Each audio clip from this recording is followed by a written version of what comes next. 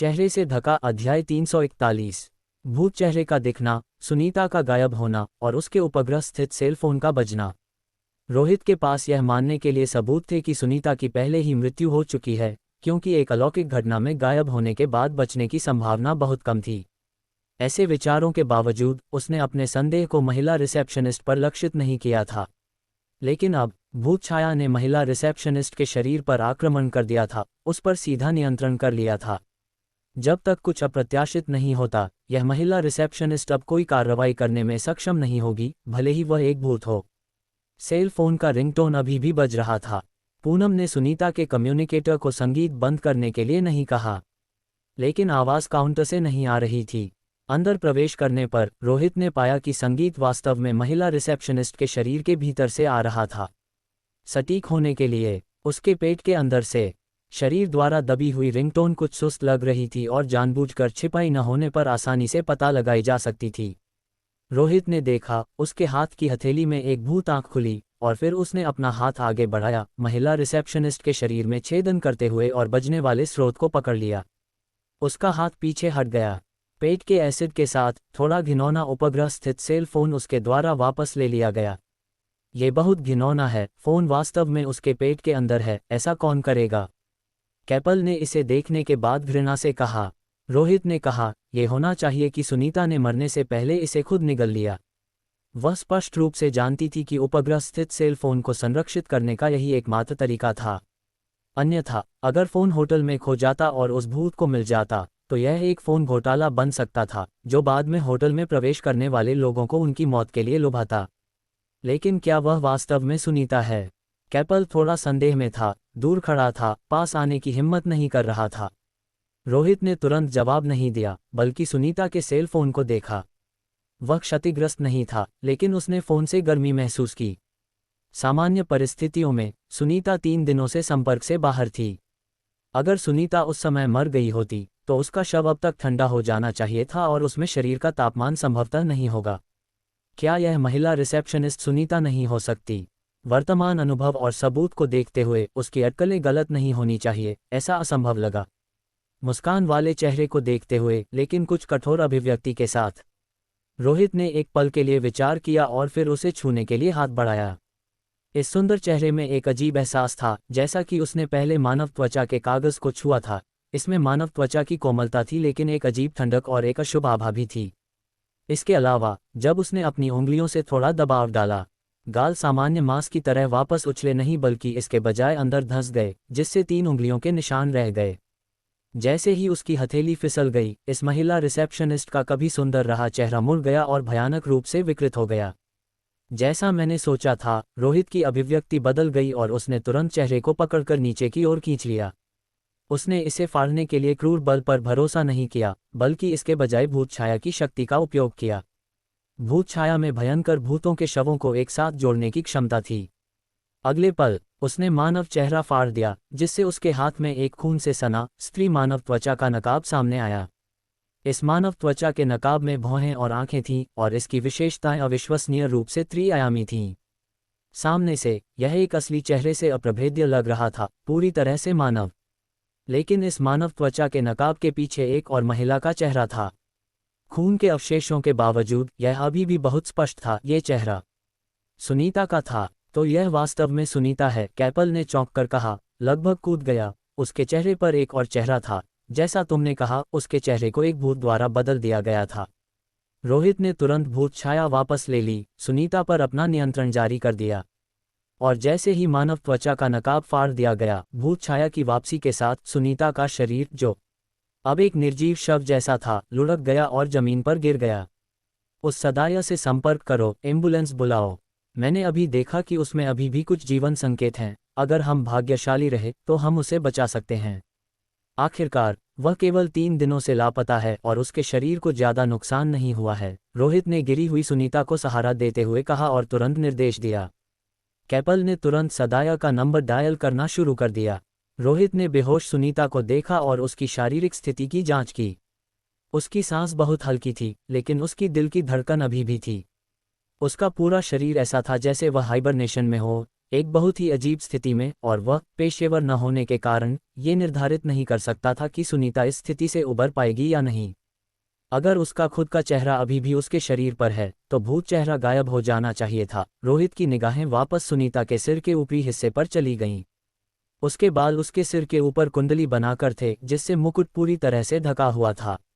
रोहित ने इसे उजागर किया और तुरंत खून की तीखी गंध से प्रभावित हुआ। उसके सिर का ऊपरी हिस्सा खून और मांस का एक गंदा ढेर था, जैसे कि खोपड़ी को जोर से फाड़ दिया गया था, जिससे एक खाली पैच बच गया था। जैसा कि अपेक्षित था, भूत चेहरा ले लिया गया था, लेकिन भूत ने केवल सुनीता का भूत चेहरा क्यों लिया और उस पर हमला क्यों नहीं किया? सामान्य परिस्थितियों में भूत चेहरे के बिना सुनीता को निस्संदेह मर जाना चाहिए था। भूत चेहरे के बिना सुनीता बस एक सामान्य व्यक्ति थी। वह एक अलौकिक घटना में कैसे बच सकती थी? केवल एक ही संभावना थी, जब तक कि उस समय सुनीता भूत के हमले की शर्तों को पूरा नहीं करती थी, या कि भूत प्रति व्यक्ति केवल एक चेहरा ही ले सकता था। भूत चेहरा लेने के बाद उसने उसका दूसरा चेहरा नहीं लिया और इस तरह वह बच गई। ये निश्चित नहीं है, जानकारी बहुत कम है। जब तक सुनीता जागती नहीं है और मैं उससे खुद नहीं पूछता, ये सब बस अर्थहीन अटकलें हैं, रोहित ने बुदबुदाया। एम्बुलेंस यहाँ है, ठीक होटल के बाहर, कैपल ने उसे उस क्षण सूचित किया। रोहित ने कहा, चलो पहले इस जगह को छोड़ दें। अगर सुनीता को बचाया जा सकता है तो ये घटना के लिए एक अच्छी शुरुआत हो सकती है। ये कहने के बाद उसने तुरंत बेहोश सुनीता को उठा लिया और कैपल के साथ तेजी से सीज़र होटल छोड़ दिया। अलौकिक घटना का निचला स्तर इसका एकमात्र फायदा था। जयपुर शहर में पिछली भूखे भूत की घटना के विपरीत, जिसने एक भूत क्षेत्र लॉकडाउन बनाया था, सामान्य लोग फंसे होने की चिंता किए बिना अलौकिक घटना के क्षेत्र को छोड़ सकते थे, बशर्ते कि वे लापरवाही न करें और रहने का फैसला न करें। कुछ 100 मीटर चलने और कई पुलिस लाइनों को पार करने के बाद रोहित ने सदाय और तेजी से आए एम्बुलेंस और कुछ आपातकालीन चिकित्सा कर्मियों को देखा। मैंने कैपल से सुना कि तुम्हें एक एम्बुलेंस की आवश्यकता थी। अंदर क्या हुआ? सदाय उत्सुकता से पूछे बिना नहीं रह सका। स्थिति कल्पना से कहीं अधिक जटिल है। चलो पहले व्यक्ति को बचाते हैं, रोहित ने सुनीता को स्ट्रेचर पर रखते हुए कहा, और चिकित्सा कर्मी तुरंत चारों ओर इकट्ठा हो गए। दिल की धड़कन बहुत कम है, पुनर्जीवन की तैयारी करो। रोगी ने बहुत अधिक खून खो दिया है, तुरंत रक्ताधान शुरू करो।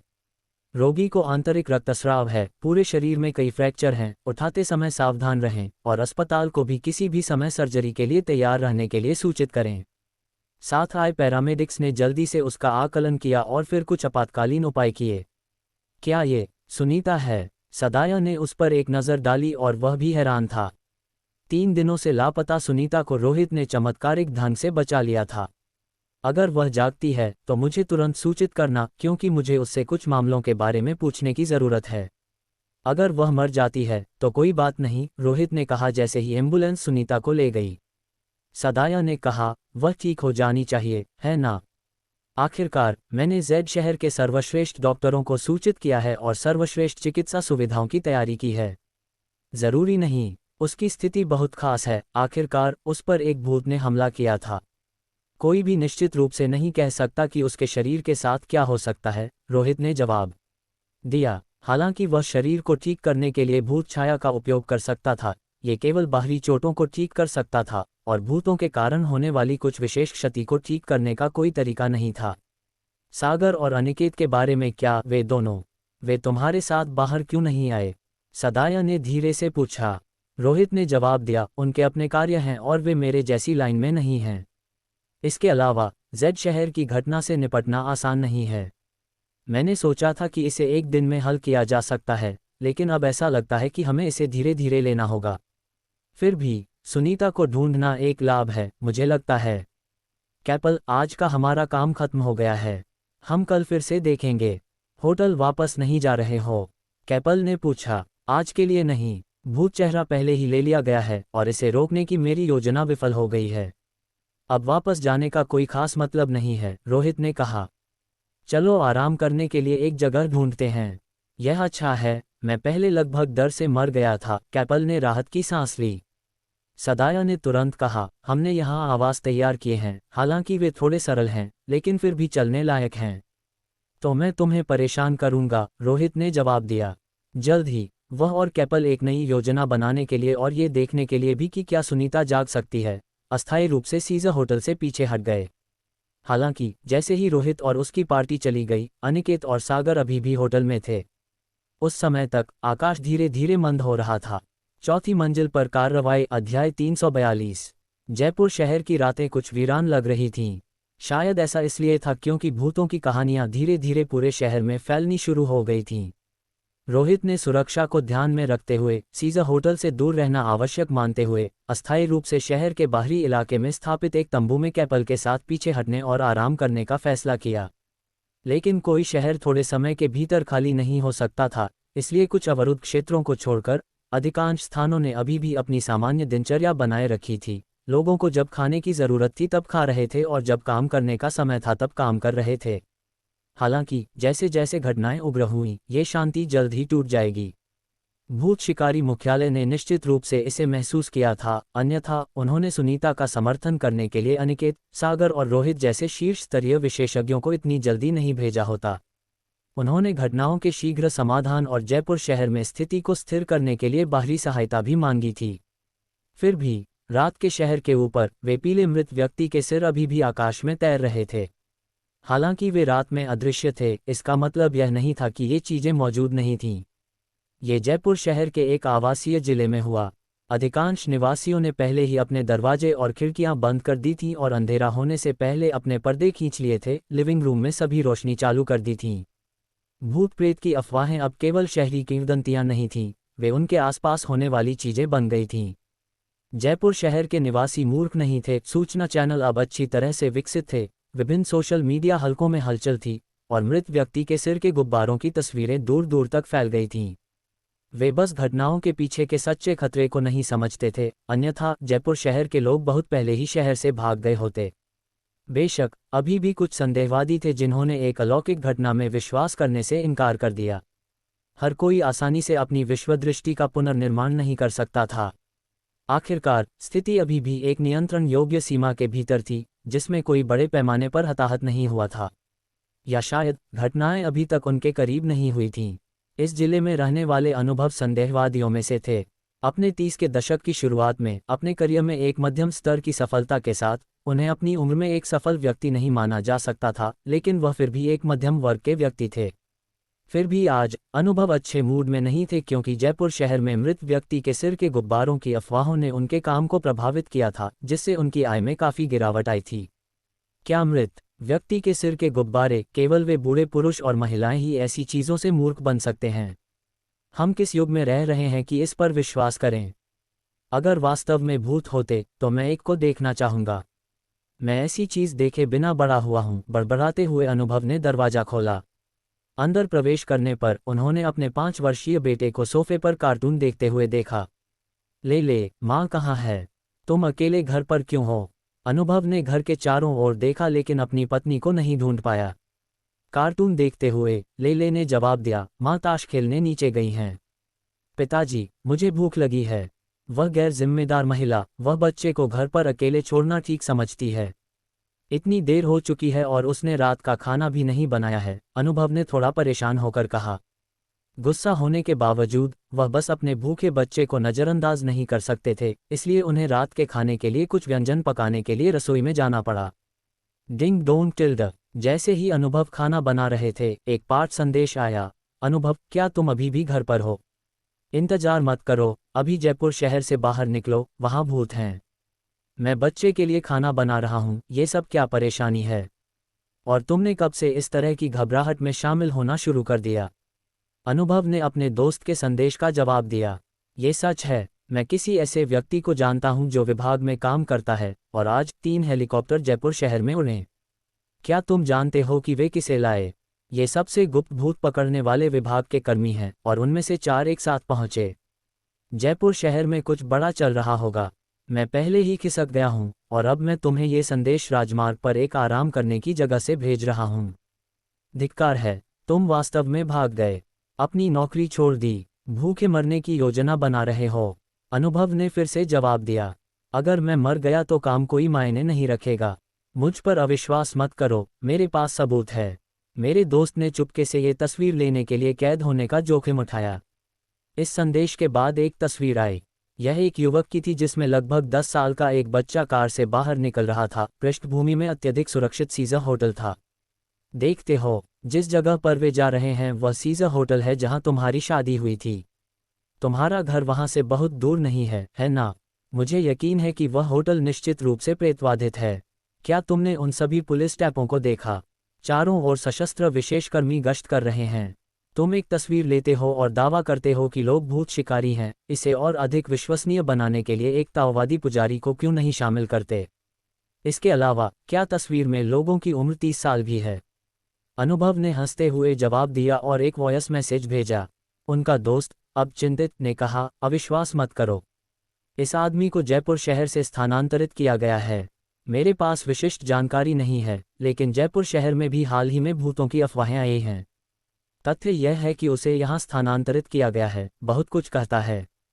भाग जाओ। बहुत से लोग अभी तक इसके बारे में नहीं जानते हैं। मैंने केवल कुछ रिश्तेदारों और दोस्तों को बताया है।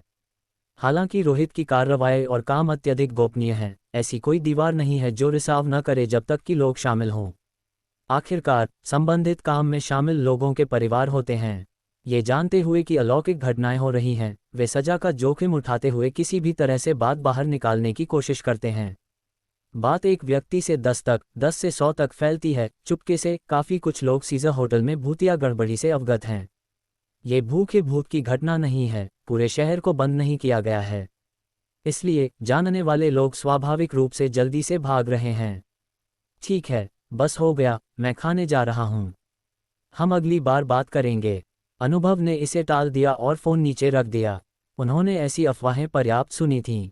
अगर उन्हें उन पर विश्वास करना होता तो वे पहले ही कर चुके होते। भले ही कोई दोस्त उन्हें व्यक्तिगत रूप से बताने आता, वह अपना रुख नहीं बदलेंगे जब तक कि वह इसे अपनी आंखों से न देखें। लेकिन कुछ चीज़ें देखने के लिए नहीं होती हैं, क्योंकि देखने का मतलब है कि आतंक और मौत आप पर आने वाली है, और तब तक ये सब खत्म हो चुका होता है। ले, रात का खाना तैयार है। अनुभव ताज़ा पके हुए व्यंजनों के साथ रसोई से बाहर आए। उनका बेटा, जो लिविंग रूम के सोफे पर कार्टून देख रहा था, अब कहीं नहीं मिला। अनुभव ने चारों ओर देखा और लेले को बालकनी पर खड़ा पाया, एक स्टूल पर पंजों के बल। उसके शरीर का आधे से अधिक हिस्सा खिड़की से बाहर झुका हुआ था, जिसने उन्हें दौड़कर जाने और उसे तुरंत पकड़ने के लिए डरा दिया। क्या मैंने तुम्हें कई बार चेतावनी नहीं दी है? खिड़की पर मत चढ़ो। अगर तुम सावधान नहीं रहते हो तो तुम गिरकर मर सकते हो, उन्होंने गुस्से से डांटा। लेले ने बाहर की ओर इशारा किया और कहा, लेकिन माँ बाहर हैं, मैं माँ को अंदर आने देने के लिए खिड़की खोलना चाहता हूँ। क्या? अनुभव चौंक गए और बाहर झांका। जहाँ तक वह देख सकते थे अंधेरा ही था। यह 18वीं मंजिल थी, एक ऊंची इमारत वाला निवास। किसी के लिए बाहर होना असंभव था। ले, तुम्हें गलती हुई होगी, माँ बाहर नहीं हैं, वह नीचे ताश खेल रही हैं। मैं उन्हें रात के खाने के लिए वापस आने के लिए बुलाता हूँ, अनुभव ने कहा, फिर खिड़की बंद करने के लिए खड़े हो गए। लेकिन जैसे ही वह खिड़की बंद कर रहे थे, वह अचानक रुक गए। बाहर, लगभग 1 या 2 मीटर दूर, कुछ तैरता हुआ प्रतीत हुआ, जैसे एक अंधेरा गुब्बारा, समझने में बहुत अस्पष्ट। हालांकि जैसे ही वह अंधेरी वस्तु हवा के बीच में तैरती और मुड़ती रही, जब वह सामने की ओर मुड़ी, घर के अंदर की रोशनी से प्रकाशित हुई, तो एक पीले रंग की महिला का चेहरा दिखाई दिया। यह अनुभव की पत्नी के चेहरे जैसा ही था। नहीं, वह उनकी पत्नी थी। अभी भी उनके कानों में वे परिचित बालियां पहने हुए थीं। आटिल्ड, अनुभव, अपने 30 के दशक का एक आदमी, अब इतना डर गया था कि उसका चेहरा पीला पड़ गया, उसके पैर झुक गए और वह जमीन पर गिर गया। उसकी आंखें आतंक से भरी हुई थीं। क्योंकि सिर के नीचे कुछ भी नहीं था, वह एक गुब्बारे की तरह तैर रहा था। क्या जयपुर शहर में तैरते सिर के गुब्बारे की घटना की अफवाह वास्तव में सच थी? हालांकि इससे पहले कि अनुभव का दिमाग इसे संसाधित कर पाता, बाहर से हवा का एक झोंका आया और खिड़की के बाहर तैरता हुआ सिर धीरे धीरे हवा के साथ अंदर उड़ गया, खिड़की के फ्रेम को पार करते हुए, कमरे में प्रवेश करते हुए, और जानबूझकर उसकी ओर बहता हुआ प्रतीत हुआ। अनुभव अपने डर में अपने बेटे को पकड़ना और भागना चाहता था, इस जगह को छोड़ने के लिए, इस शहर को छोड़ने के लिए। लेकिन जब वह अपने बेटे की ओर मुड़े तो उन्होंने पाया कि लड़का बस वहां खड़ा था, बेहतर नहीं जानता था। उसकी गर्दन पर सिर नहीं था, वह भी एक गुब्बारे की तरह, वह गर्दन से निकल गया था और ऊपर उठ गया था। निराशा और आतंक के कारण अनुभव ने एक तबाह कर देने वाली चीख निकाली। हालांकि उनके परिवार के साथ जो हुआ वह एक अलग मामला नहीं था। जयपुर शहर में आतंक उग्र होता रहा और यह कई में से सिर्फ एक था। कैसर होटल के अंदर, जो घटनाओं का स्रोत होने का संदिग्ध है। चौथी मंजिल पर कार्रवाई। चौथी मंजिल। अनिकेत सिगरेट पी रहा था और आराम कर रहा था, दीवार से टिका हुआ था, उसके चेहरे पर भान पड़ी हुई थी, उसके हाथ थोड़े कांप रहे थे, चाहे घबराहट के कारण हो या डर के कारण। अभी तक बाहर निकलने का रास्ता नहीं मिला।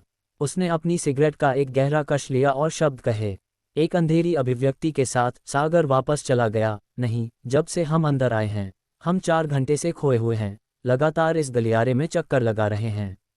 ऐसा लगता है कि यह कभी खत्म नहीं होगा। हमने एक विशेष प्रकार के भूत क्षेत्र में प्रवेश कर लिया होगा और केवल चलकर बाहर निकलना बहुत मुश्किल है। बहुत बुरा हुआ कि रोहित कैपल को दूसरी मंजिल पर जांच करने के लिए ले गया। अगर हमने मिलकर काम किया होता तो हम निश्चित रूप से फंसे नहीं होते। उसका कोड नाम भूत आंख रोहित है, वह भूत क्षेत्रों की बात आती है तो माहिर है। अनिकेत ने सिरदर्द के साथ कहा, अगर हमें सुबह तक बाहर निकलने का रास्ता नहीं मिलता है तो हमें रोहित से मदद मांगनी चाहिए। वह भूत क्षेत्र से नहीं डरते थे, उन्हें बिना भागने के फंसे रहने का डर था। अगर मेरे पास भूत मोमबत्ती होती तो मुझे किसी अथाह बच्चे पर निर्भर रहने की जरूरत नहीं होती, सागर ने कहा। अनिकेत ने सिर हिलाया, रोहित इतना सरल नहीं है। उसने सबसे शीर्ष स्तरीय अलौकिक घटनाओं का अनुभव किया है, वह एक बहुत ही असामान्य व्यक्ति है। मुझे इसे कैसे कहना चाहिए, क्योंकि उसने जल्दी शुरुआत की, वह बहुत अनुरूपणशील है। आखिरकार वह शुरुआत में भाग्यशाली था, भूत आंख के उपयोग में महारत हासिल कर रहा था, जो भूत क्षेत्र का उपयोग कर सकता है। ली जून की तरह उसमें विशाल क्षमता है। अगर जयपुर शहर में ये घटना उसके द्वारा हल हो जाती है तो टीम लीडर के लिए चयन उसके लिए लगभग निश्चित है। तुम कब से उसके लिए बोलना शुरू कर दिया? सागर ने बीच में टोक दिया। मैं केवल विचारधारा में उससे अलग हूँ। मुझे वास्तव में उसका व्यक्तित्व पसंद नहीं है, वह बहुत स्वार्थी है। एक विशिष्ट आत्म केंद्रित मानसिकता, मौत से डरता है और केवल लाभ में रुचि रखता है, केवल अपने खुद के जमीन के टुकड़े की परवाह करता है और बाकी सबके प्रति उदासीन है। हालांकि ऐसे लोगों की उत्तरजीविता दर अधिक होती है, मैं उनसे घृणा करता हूं, लेकिन मुझे उसकी क्षमताओं की प्रशंसा करनी होगी। अनिकेत ने रोहित के बारे में अपनी राय साझा की। अगर उसकी क्षमताएं मेरी होती तो एक बार जब मैं टीम लीडर बन जाता तो मैं दुनिया बदल देता और फिर इस अलौकिक युग को समाप्त कर देता, पूरी दुनिया में शांति बहाल कर देता। यही एक आदमी को करना चाहिए। अनिकेत ने अपने सपनों और महत्वाकांक्षाओं का खुलासा किया। सागर ने उसकी ओर देखा और चुप रहा, क्योंकि उसे लगा कि अनिकेत के शब्द बहुत सुंदर थे, इतने सुंदर कि वे कुछ हद तक पाखंडी लग रहे थे। दूसरी ओर रोहित उन्हें एक अधिक यथार्थवादी जीवन जीते हुए प्रतीत हुए, केवल अपने लिए जी रहे थे, बिल्कुल खुद की तरह। क्योंकि वह भी ऐसा ही था। अलौकिक घटनाओं को हल करें, प्रशंसा अर्जित करें, पदोन्नत हों, थोड़ा और जिएं, तभी कोई पैसे और शक्ति के साथ आने वाले आनंद का आनंद ले सकता है। चर्र बैंक टिल्ड। लेकिन तभी एक दरवाजा खुलने और फिर बंद होने की अचानक आवाज उठी।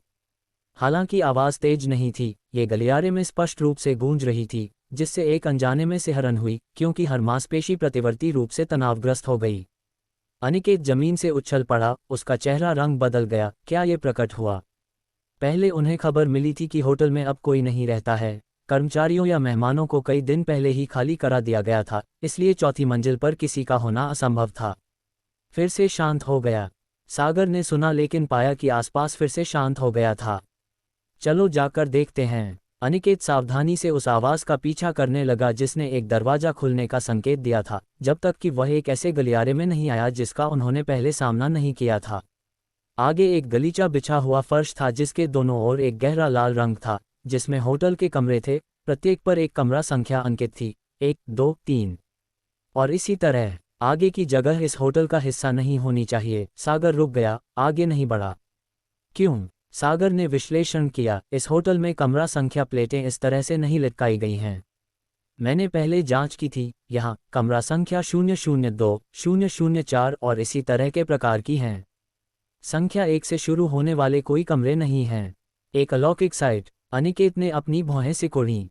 उसे आश्चर्य नहीं हुआ, अलौकिक जगहें बिल्कुल वैसी ही थीं, जो आसपास के वातावरण के साथ एकीकृत लगती थीं, लेकिन कुछ क्षेत्र अजीब तरह से बेमिल, भयानक और रहस्यमय, अस्पष्टनीय होंगे। चर्र टिल्ड। फिर भी उस क्षण एक दरवाजा खुलने की आवाज़ फिर से गलियारे में गूंजी और दूर के एक कमरे का दरवाजा धीरे धीरे खुला, लेकिन आधे रास्ते में रुक गया।